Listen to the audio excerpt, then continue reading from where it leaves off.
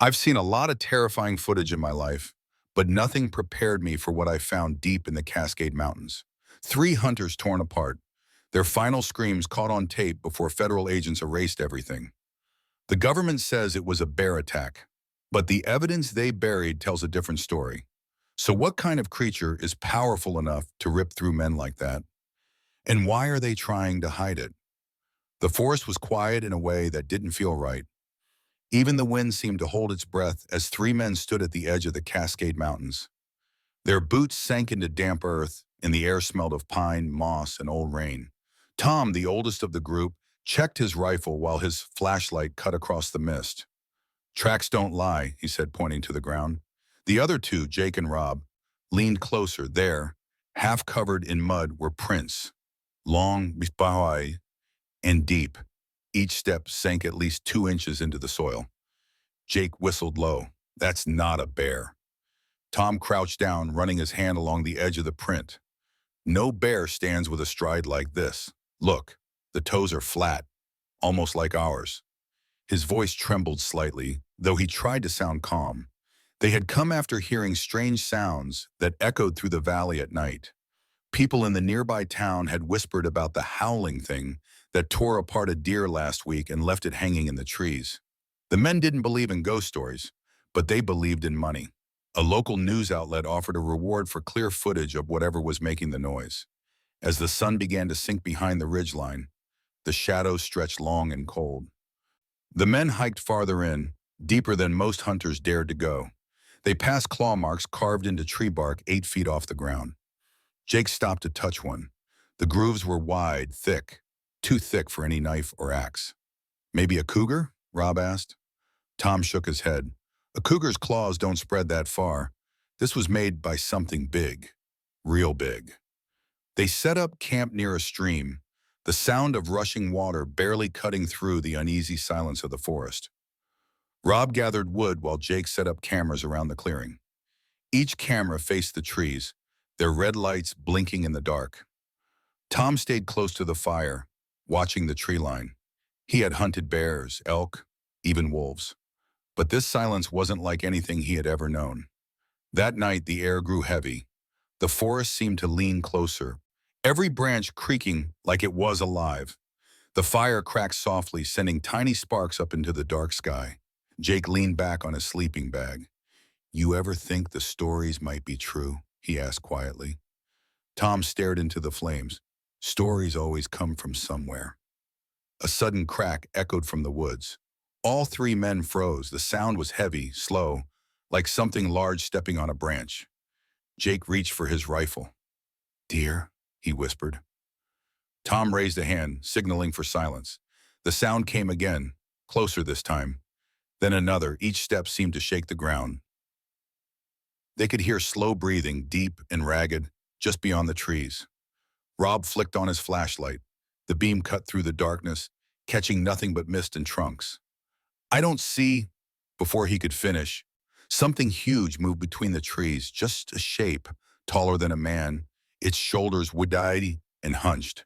The flashlight beam barely caught it before it slipped behind another tree. Jake cursed under his breath. "What the hell was that?" "Turn off the light," Tom hissed. "You're making us a target." They sat in the dark, the firelight flickering weakly against their faces. The breathing sound had stopped, replaced by the low hum of insects. For a moment, it felt like the forest had swallowed the thing whole. When dawn came, they found the edge of their camp torn apart. One of the cameras lay smashed into the mud. Deep prints circled the site, the same massive tracks as before.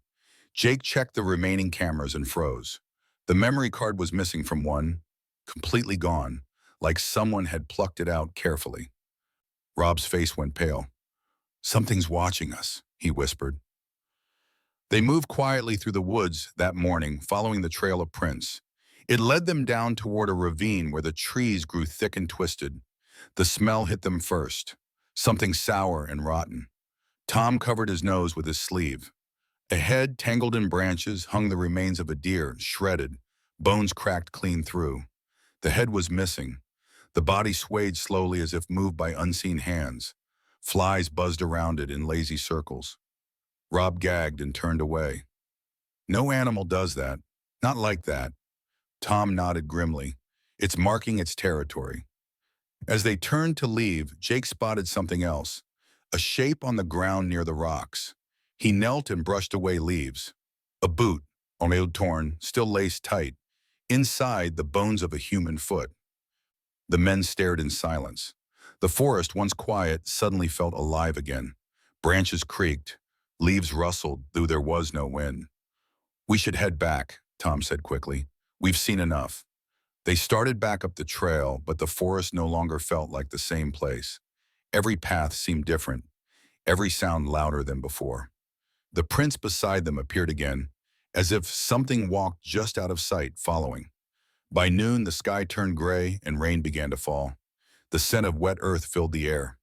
They reached their camp, but everything was wrong. The tents were shredded, the fire pit smashed flat. Their supplies were gone, not scattered, but gone, like something had taken them. Jake's voice shook. "It doesn't want us here." Tom nodded slowly. "No, it's warning us." That night, they didn't sleep. The rain stopped, but the forest stayed dark and silent. Every few minutes, a sound came from somewhere far off, a deep, long howl that didn't belong to any wolf or bear. It rose and fell like a siren, echoing through the valley. Each time it came, it felt closer. Tom sat by the dying fire, gripping his rifle. "We leave at first light," he said. Rob stared into the dark. "What if it doesn't let us?" Hours passed. The air grew colder. Then came the smell again. That same sour, rotten scent, drifting in from the trees. Jake turned on his flashlight. The beam landed on a tree trunk just 10 feet away. There, gouged deep into the bark, were claw marks, fresh, still dripping sap. Behind them, something moved. Slow, heavy, breathing. Jake swung the light around, but the beam caught only mist and shadow. Then, just for a second, they saw it, eyes glowing red, too high off the ground to be human. The light hit the shape of a face covered in dark hair, jaw wide, teeth bared. The creature let out a roar so loud it made the trees shake. The sound tore through the clearing, deep and full of rage. The men stumbled back as branches snapped in every direction. Tom fired once into the dark. The echo bounced through the woods. Then silence. The next second, the forest went dead quiet again. Only the sound of their breathing filled the space. But somewhere beyond the light, something was still there, watching. Jake's hand trembled as he whispered, "We're not hunting it anymore. It's hunting us." And with that, the forest seemed to close around them completely, as if it had swallowed the light and everything inside it. The morning came gray and cold, with fog hanging low between the trees. The fire had died out during the night, leaving only thin smoke that drifted toward the river. The three men packed fast, moving in silence.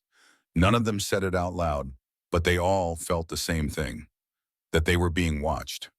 The woods felt tighter now, the air thicker, like the forest itself wanted to want them gone. Every sound made them jump, the snap of a branch, the cry of a bird, even their own footsteps on the wet ground. Tom led the way back toward the main trail, his map folded tight in one hand. "We follow the stream," he said quietly. "It should take us back to the truck." His voice was steady, but his eyes kept darting left and right. Jake walked behind him with his camera clutched to his chest. He had checked it that morning. One of the lenses was cracked. Another had been wiped clean, as if by a hand that wasn't his. Rob carried the rifles, his knuckles white around the grip. After an hour of walking, they came to a clearing where the trees opened wide. The light should have made them feel safe, but it didn't. In the middle of the clearing lay a small pile of bones. Deer bones, snapped clean through and stacked in a strange shape, almost like a cross. Rob whispered, "That wasn't animals. Someone made that." Tom didn't answer. He was looking at the trees again. There were marks there, long scratches running up the bark in perfect lines. He ran his hand across one and felt how deep it went, deeper than any knife could cut. Something heavy had done this, something with claws and strength. The air changed then, soft at first, like a low hum under the ground. Jake lifted his camera and started to record. He zoomed in on the tree line where the shadow seemed to move though the wind had stopped. "Do you hear that?" he whispered. They all froze. The sound was faint but clear. A slow breathing, deep and heavy, coming from beyond the clearing. It wasn't human. It was low, wet, and strong enough to make the dirt vibrate beneath their feet. Tom raised his rifle. "Stay close." The sound grew louder, then came a smell, rotten and sweet, like old meat left in the sun. It drifted toward them, thick and choking. Rob gagged. Jake kept filming. The camera shook in his hands. Then something moved. Not a shape, not yet. Just the shimmer of leaves bending where nothing should be. Then another, and another. The forest itself seemed to shift. For a split second, Jake's camera caught it. A tall shadow between two trees at least 8 feet high, shoulders broad as a doorway. It stepped forward, slow, and the light caught its skin, or fur, black and matted with mud. "Run!" Tom shouted. They broke into a sprint, crashing through the trees. Branches slapped their faces, the mud sucked at their boots. Behind them they could hear it, the sound of something massive running after them, its steps shaking the ground. Jake turned once to look. His camera caught only blur, a dark shape leaping through the brush with impossible speed. They didn't stop until they reached a ridge that dropped down into the river. Rob almost slipped on the wet stones. "We can't go back," he shouted over the rushing water. "It's behind us." Tom pointed to a cave in the rock face nearby. "Inside, move!" They scrambled in, gasping, their chests heaving. The cave was small, barely wide enough for the three of them. The walls smelled of wet dirt and iron. Jake aimed his camera toward the entrance, still recording. Outside, the forest went silent again. No wind, no birds, nothing. For a long time, none of them spoke. Only their breathing filled the cave. Then Jake whispered, "It knew where we were. It was waiting." Tom stared at the opening. "It's not an animal," he said softly. "It's smart." Hours passed. The light outside began to fade again. They decided to wait until night, hoping the thing would leave. Rob cleaned out the rifles, checking the bullets one by one. Jake played back the footage from earlier. The image on the screen was dark, but for a moment a shape appeared. Tall, hairy, eyes glowing like red glass. He froze the frame and showed the others. Tom looked at it, his jaw tight. "That's no bear." Rob frowned. "We can't go out there with that thing still moving around." Jake shook his head. "If we stay, it'll find us. We have to move before dark." The argument ended when they heard a low groan echo through the trees. It wasn't close yet, but it was coming. They could feel it in their bones, that deep, shaking sound that didn't belong in this world. Tom stood, loading his rifle. "We move now. Follow the river until we hit the road." They stepped out of the cave, the last light of day fading into blue. The forest looked different again, older somehow.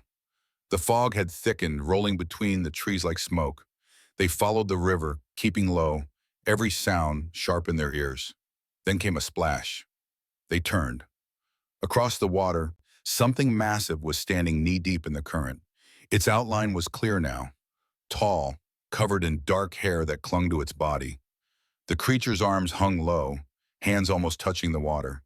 When it moved, the water rippled like waves. Its eyes shone red even through the fog. Jake raised his camera, whispering, "Oh my God." The creature turned its head. It looked straight at them. In a single motion, it lunged forward, roaring. The sound was like thunder shaking the riverbank. The men ran, tripping over roots and stones. The roar followed them, closer and closer until it was right behind them. Rob fired a shot over his shoulder. The flash lit up the creature's face. Wide jaw, broken teeth, and blood smeared across its fur. They reached a slope and slid down, mud flying. Tom grabbed Jake's arm and pulled him behind a fallen tree. "Don't move," he hissed. The footsteps stopped. The forest fell silent again. They could hear it breathing, slow and steady, somewhere just above them. Then came the sound of sniffing, close enough to hear the air pull through its nose. It was searching. Tom gripped his rifle tight, finger on the trigger. Jake held his breath, the camera still running. A drop of sweat rolled down his face. The breathing came closer, then stopped. For a long moment, there was only silence. Then, from above, A deep growl rolled through the trees. The ground trembled. The sound grew louder, angrier. Suddenly, the creature roared again and crashed away through the woods, its heavy steps fading into the distance. The three men stayed still until they could no longer hear it. Then Tom whispered, "We need to get out before it comes back." They moved quietly, the forest now black around them. Only the moonlight through the trees gave them a path. Hours later, they finally saw it. A small cabin near the riverbank, half hidden under vines. Smoke no longer rose from the chimney, and the door hung open like a mouth. Tom knocked once. No answer.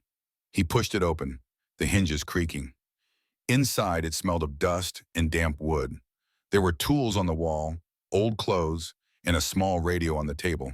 Rob turned the radio on, hoping to call for help, but all it gave was static. Jake set his camera down. "We'll stay here for the night," he said, but Tom was still looking out the window. In the distance, beyond the trees, two red lights glowed again. Not bright, but steady. They weren't headlights, they were eyes, watching, waiting. And as the last of the battery light faded from Jake's camera, a shadow moved past the window.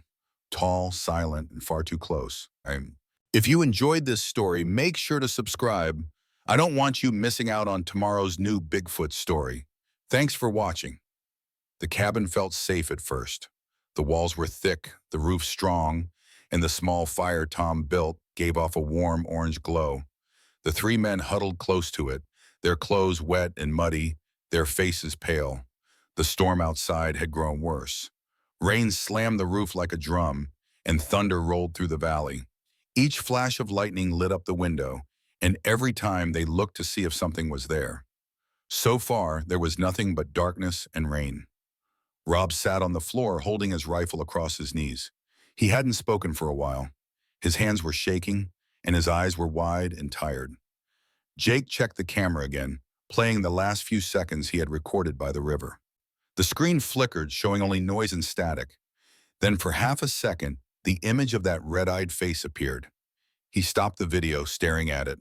The thing's skin was wet and dark, its mouth open wide. He could almost smell the rot through the screen. Tom walked to the window and pulled the curtains tight. "We wait till morning," he said softly. "Then we move fast, stay quiet, no lights." Jake nodded, but his hands kept shaking as he put the camera down. The storm outside screamed louder. Somewhere out in the woods, they heard it again. A sound like a howl, long and deep, but mixed with something else. It almost sounded like a human voice trapped inside. Rob looked up. "That's not wind." "No," Tom said, loading his rifle again. "It's calling." Lightning flashed again, bright enough to light up the whole cabin for a second. In that flash, through the window, Jake thought he saw a shape moving between the trees, huge and hunched. When the light faded, it was gone. The storm went on for hours. They tried to stay awake, but exhaustion pulled them. Rob nodded off first, his gun slipping from his lap. Jake sat against the wall, his eyes half closed. Tom stayed by the door listening. Every small creak made his finger twitch on the trigger. Sometime after midnight, the fire began to die. The cabin went cold. The wind had stopped now, too quiet to be real. Then came a sound, soft scratching, just under the floor. It started slow, like nails dragging across wood. Then harder, louder. Tom froze. "Don't move," he whispered. The sound traveled from one side of the room to the other, right under their feet. Jake's breath caught in his throat. The scratching stopped, and for a moment, all they could hear was their own heartbeats. Then from outside came a thud, heavy, dull against the wall. Then another, and another. Rob woke up startled. "What is that?" Tom didn't answer. He raised his gun toward the door. The next hit made the door shake on its hinges. Dust fell from the ceiling. The wood creaked, and the lock started to bend. Jake grabbed the camera with the trembling hands and pointed it at the door. "It's here," he whispered. The door cracked in the middle. A large, dark hand, thick with hair, pushed through, splintering the wood. The fingers were long, tipped with black nails. Rob screamed and fired. The blast lit up the cabin, echoing through the storm. The hand vanished, and the footsteps outside grew fast, circling the cabin. "Upstairs!" Tom yelled. They scrambled up the ladder into the small attic, pulling it up behind them. The air up there was dry and dusty. Through a small hole in the roof, they could see found flashes of lightning. Rob clutched his gun tight, his teeth chattering. Jake aimed the camera down through a crack in the floorboards. Below, the door finally gave way. Wood splintered, and the cabin filled with the smell of wet dirt and rot. Something huge stepped inside. Its breathing filled the room, deep, heavy, angry. They could hear it sniffing, its claws scraping the wood. Jake tried to hold the camera steady, but his hands shook too much. Through the small crack, he saw it, a dark shape moving below them. Its shoulders brushed the ceiling. It looked up suddenly, and Jake's heart stopped. Those red eyes stared right through the floor. It growled, low and deep, then slammed a hand against the ceiling. The wood cracked, dust raining down on them. Rob started to cry softly, his voice shaking. Tom reached over and grabbed his shoulder. "Stay quiet. Don't move." The creature walked around the room below, slow, like it was thinking. Then suddenly it went silent. The sound of its breathing faded. The only thing they could hear was the rain again. Minutes passed, nothing. Tom leaned toward the hole, trying to listen. "Maybe it's gone," he whispered. The words were barely out when the roof above them exploded with a loud crash. A massive arm reached through, ripping off shingles and wood. The creature's face appeared in the hole, huge, twisted, covered in black hair, its mouth wide and full of broken teeth. It roared, the sound so loud it hurt their ears. Jake dropped the camera. Rob fired up at it. The flash blinding for a second. The shot hit the creature's shoulder. It screamed, pulling back, shaking the whole cabin. Tom grabbed Jake's arm. "Go, out the window." They broke through the small attic window, glass shattering as they crawled out onto the roof. Rain poured down their faces, the night cold and sharp. Below them, the forest looked endless, the trees swaying in the wind. The creature roared again from inside the cabin, smashing walls and furniture. Tom slid down the roof first and jumped to the ground. Jake followed, his foot slipping on the wet wood.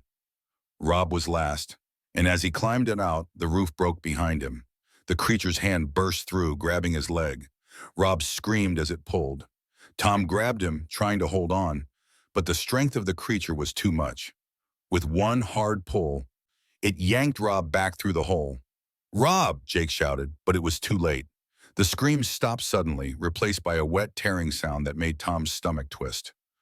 Blood ran down the roof, mixing with the rain. Tom shoved Jake toward the woods. "Run!" They ran through the darkness, the storm roaring around them. Behind them, the cabin collapsed, the sound echoing through the valley. The creature was coming again. They could hear its heavy steps, snapping branches, tearing through the trees. Jake stumbled but kept running. His camera bounced against his chest, still recording. Tom grabbed his arm and pulled him forward. The forest seemed endless. Every shadow looked alive. The ground was slick with mud and leaves. At last they saw lights, small and far away. A ranger tower. Hope burned in their chests. "There!" Tom shouted. They climbed the hill toward it, the rain blinding them.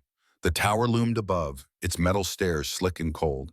They scrambled up, their hands slipping on the rails. At the top, they slammed the door shut and locked it.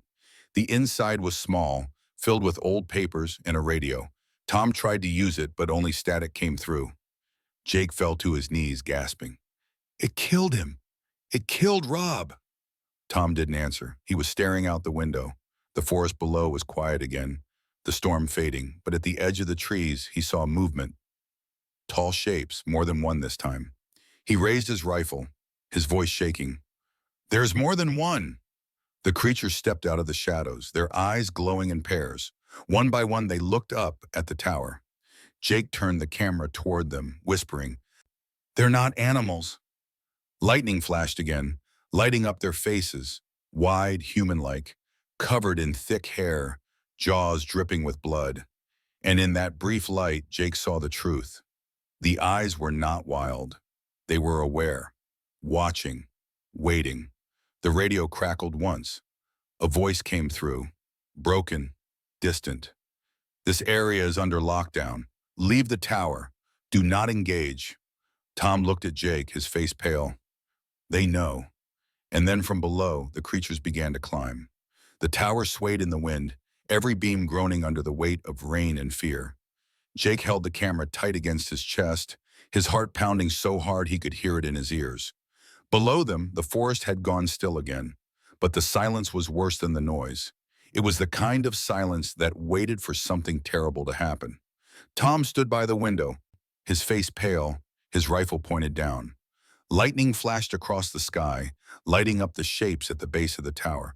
There were 3 of them now, tall, black figures, standing still in the rain, watching. Their eyes glowed red, steady as coals. "They're waiting," Tom whispered. "They know we can't go anywhere." Jake looked down at the forest floor. The creatures didn't move. They stood like statues, shoulders rising and falling with slow, deep breaths. Every few seconds, one of them would let out a low rumble, a sound that made the metal floor of the tower shake. Jake raised the camera, zooming in on one of their faces. The lens caught it clearly. A wide jaw, a flat nose, and thick, dark hair clumped with mud. But the eyes, they weren't animal. They were filled with thought, anger, maybe even something like hate. Tom turned away from the window and grabbed the radio again. "This is Tom Harris," he said, his voice shaking. "We're trapped at the North Ridge fire tower. 3 large hostiles outside. We need extraction." The radio crackled, then fell quiet. Then a voice came through, low, calm, official. "Copy, Harris. Stay inside. Do not fire. Help is on the way.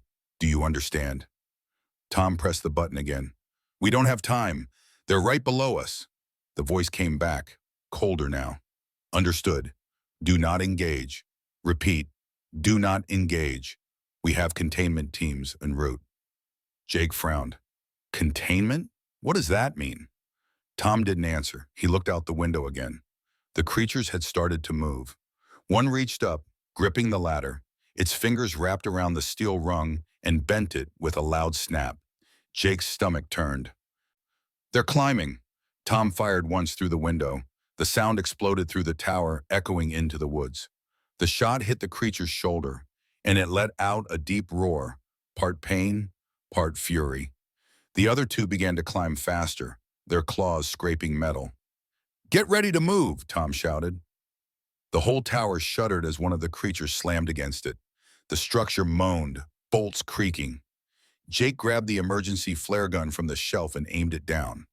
When the next one climbed into view, he fired. The flare shot into the creature's chest, exploding in red fire. The thing screamed and fell back into the dark, smoke rising from its body. The other 2 didn't stop.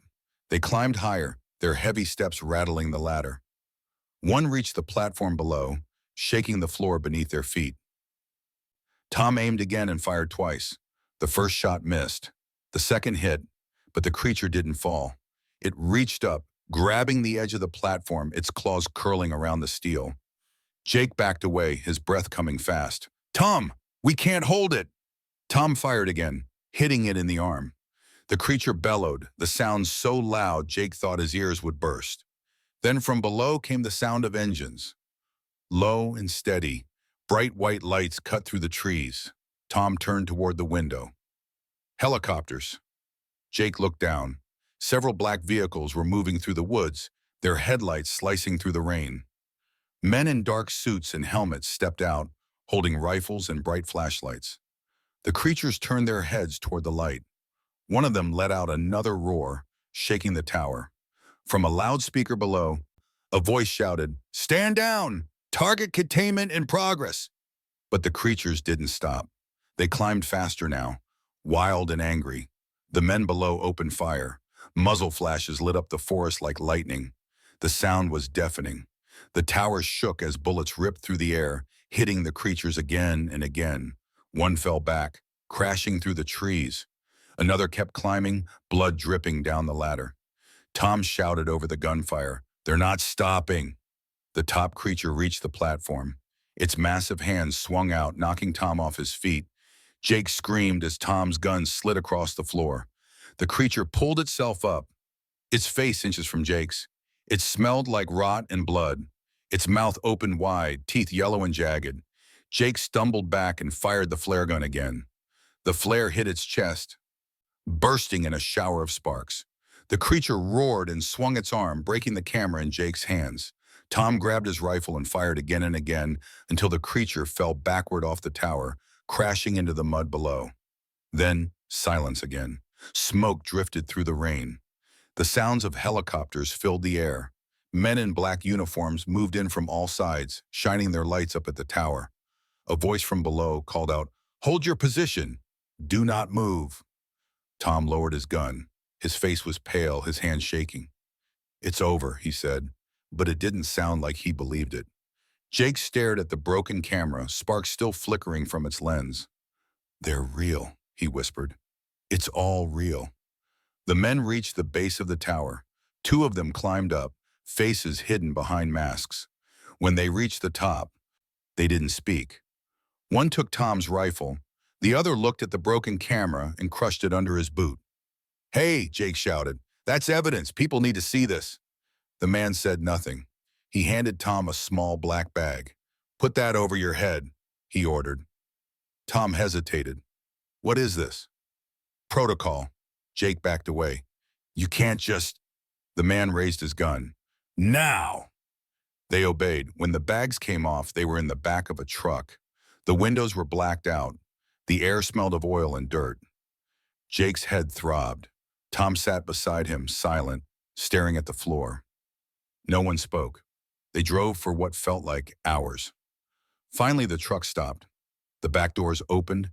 The air outside was dry, cleaner now.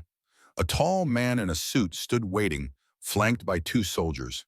His face was calm, too calm. "You were in a restricted area," he said. "You saw something you were not supposed to see." Tom looked at him, his voice low. "That thing killed my friend." The man nodded slowly. "Yes, and that is why you will not speak of it again." Jake shook his head. "You can't hide this. People will find out." The man gave a small smile.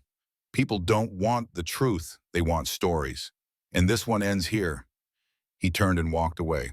One of the soldiers stepped forward, holding out a folder. Inside were papers, release forms, statements to sign. Jake looked down at them, his vision blurring with anger. "You're going to erase this, aren't you?"